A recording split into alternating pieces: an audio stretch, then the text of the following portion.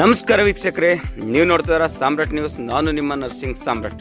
ಇವಾಗ ನೀವು ನೋಡ್ತಿರೋ ವಿಡಿಯೋ ದೃಶ್ಯ ಬೀದರ್ ಮಹಾನಗರ ಪಾಲಿಕೆ ವ್ಯಾಪ್ತಿಯಲ್ಲಿ ಬರುವ ಅಮಲಾಪುರ ಬಡಾವಣೆಯ ಮುಖ್ಯ ರಸ್ತೆ. ಈ ಒಂದು ರಸ್ತೆಯ ಪಕ್ಕದಲ್ಲಿ ಚರಂಡಿ ಇದೆ.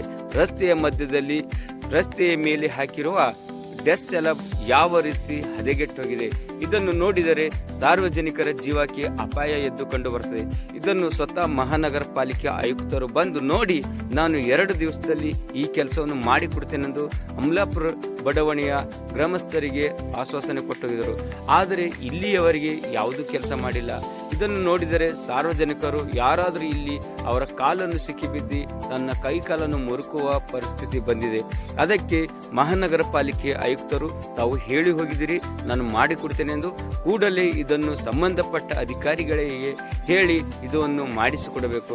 ಇಲ್ಲದಿದ್ದರೆ ಯಾರಾದರೂ ಕೈಕಾಲು ಮುರಿಕೊಂಡರೆ ಅದಕ್ಕೆ ತಾವೇ ಹೊಣೆಗಾರರಾಗುತ್ತಾರೆ ಎಂದು ಈ ಮೂಲಕ ತಿಳಿಸಲಾಗುತ್ತದೆ. ನಮಸ್ಕಾರ.